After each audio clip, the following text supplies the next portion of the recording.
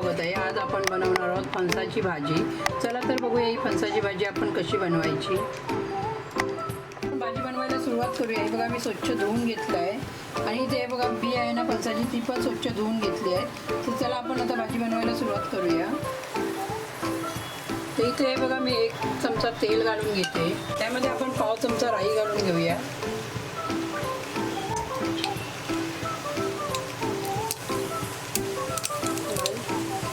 राई तडतडल्यानंतर आपल्याला लसूण पाकळ्या घालायच्या आहेत 4 आणि त्याचबरोबर ही बघा कढीपत्त्याची पानं घालते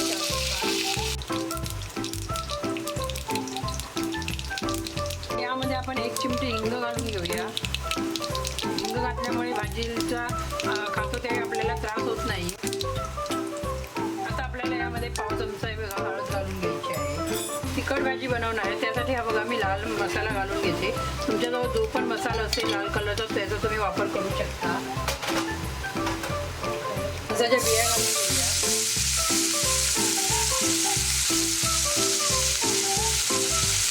आता आपण मिक्स करून घेऊया। याआधी मी एक व्हिडिओ बनवला आहे, ती पिवळी भाजी कशी बनवायची ते पण दाखवलं आहे।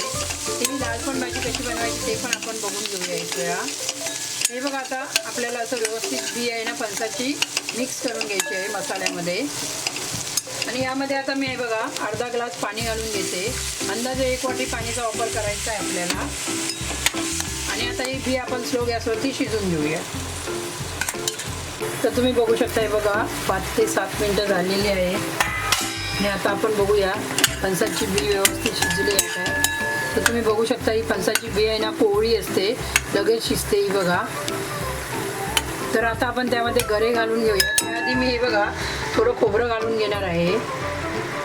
तुम्हाला आवडत असेल तर खोबऱ्याचा वापर करा, आवडत असेल तर खोबऱ्याचा वापर करा, नाही केला तरी चालेल। आणि आपण चवीनुसार मीठ घालूया, कारण गरे घातल्यानंतर आपण पाण्याचा वापर करत नाही तर मीठ व्यवस्थित लागत नाही भाजीला। त्यामुळे हे बघा मी यामध्येच मीठ घालून घेते। मिक्स करून घेऊया आणि यावरती आता आपल्याला जे फणसाचे गरे आपण धुवून घेतले आहेत ते ठेवून द्यायचे आहेत। हे बघा गॅसची फ्लेम एकदम स्लो ठेवायची आहे, फास्ट गॅसवर करायचं नाही आहे। आणि हे आता असं शिजून घ्यायचे आहेत।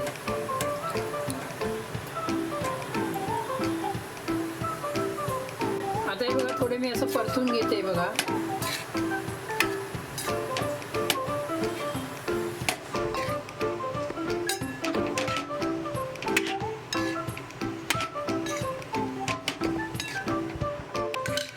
व्यवस्थित मिक्स केलं आहे। झाकण लावून आपल्याला याला 5 मिनिटं शिजून घ्यायचं आहे।